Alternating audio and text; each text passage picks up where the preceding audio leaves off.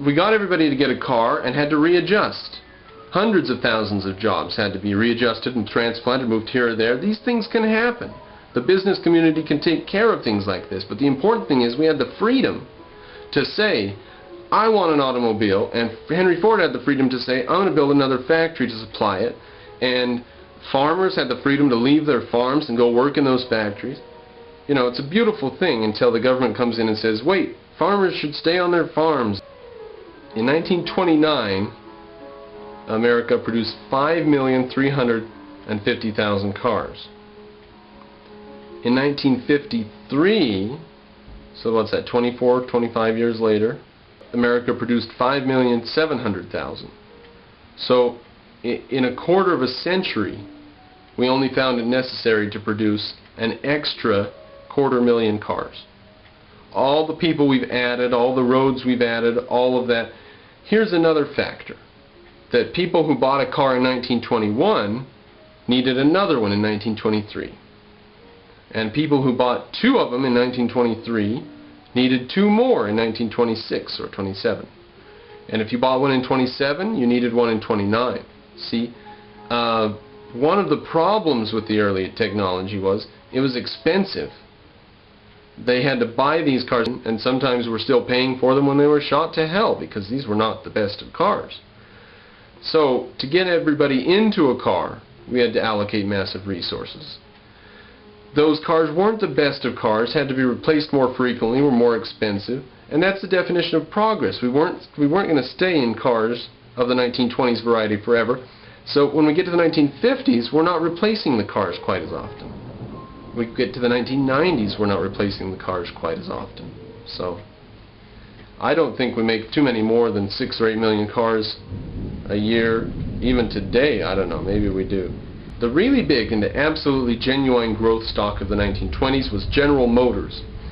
Anyone who in 1921 had bought $25,000 of GM common stock was a millionaire by 1929, when GM was earning a profit of $200 million a year. GM had been built up in the 20s at the expense of Ford's market share by a genius called Alfred P. Sloan. You've heard of the Alfred P. Sloan Foundation. Well, GM was started by Sloan, or built up by Sloan. In 1920, Ford had a 55.6% share of the industry, making 845,000 cars per year. That's 1920. Every other car sold was a Ford, meaning half the cars, every other one. GM came second, selling 193,000. Ford, 845. GM, 193,000. Ford had a mechanical strategy, making the best value car at the lowest possible price and changing it little except for mechanical reasons, and offering little choice. You can have any color Model T you want as long as it's black. Sloan, like Ford, was an engineer with a degree in mechanical engineering from MIT, something which Ford never had, and a Brooklyn accent. His was a consumer strategy. He made his way upwards by becoming an expert in ball bearings, and his underlings compared him to one, self-lubricating, smooth, eliminates friction, and carries the load. They compared him to a ball bearing in those ways. While Ford made the product as well as he could, then looked for people to buy it, Sloan did it the other way around. He produced the widest possible range of cars for the maximum spread of customers. He said there was nothing new in it. Everyone who made shoes did the same. He had 5 basic brands of car. All of these are known today: Chevrolet, Pontiac, Oldsmobile, Buick, and Cadillac, to cover the major price brackets, but each produced in numerous versions, and the whole range from 1923 on changed every year. He introduced the supremacy of style and turned cars into a mechanical adjunct of the fashion industry. He wrote, "Today the appearance of a motor car is a most important factor in the selling of the business, perhaps the most important factor, because everyone knows the car will run." Now that's the issue I was just addressing a minute ago there.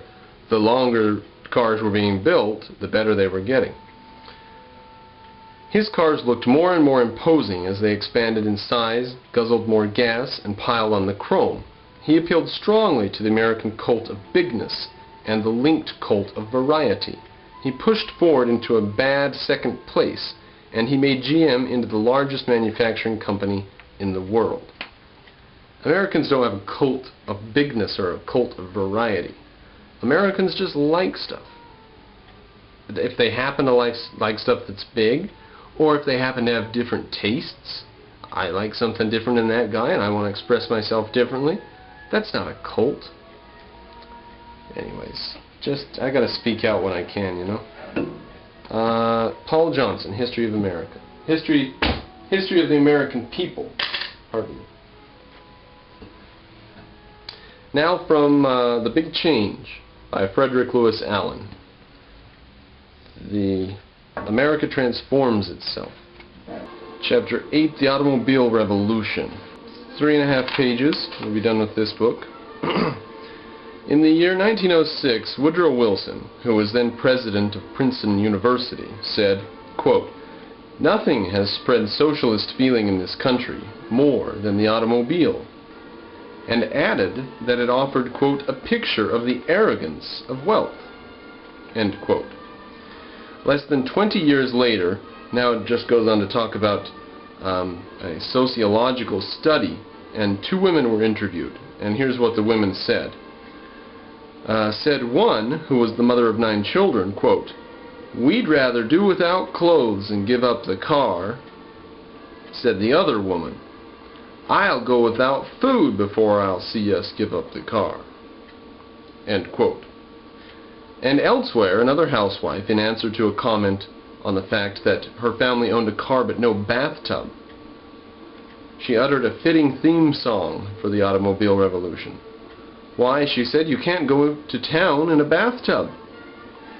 So Americans loved the car. They bought cars because they wanted them and they saw how fantastic it was going to be to have one, not because they were all brainwashed or something like that.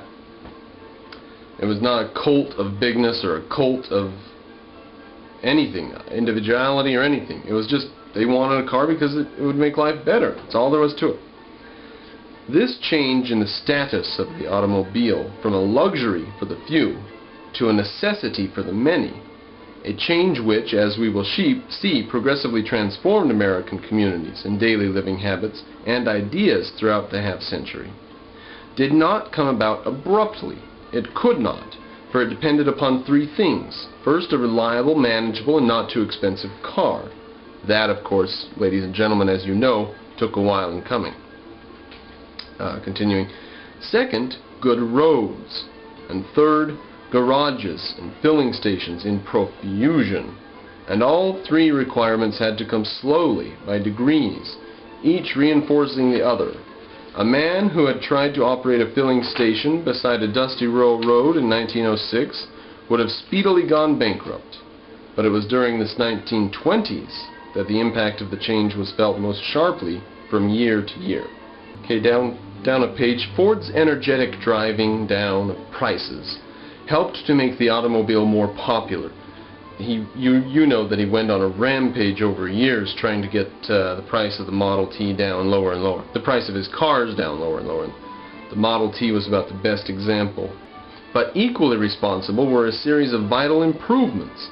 The invention of an effective self-starter, first designed by Charles F. Kettering and installed in a Cadillac in 1912. Cadillac stood for luxury way back then, too.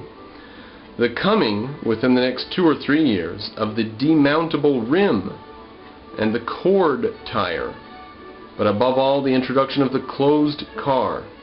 As late as 1916, only 2% of the cars manufactured in the United States were closed.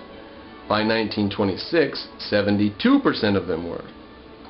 What had happened was that manufacturers had learned to build closed cars that were not hideously expensive, that did not rattle themselves to pieces, and that could be painted with a fast-drying but durable paint, and that meanwhile the car-buying public had discovered with delight that a closed car was something quite different from the old horseless carriage.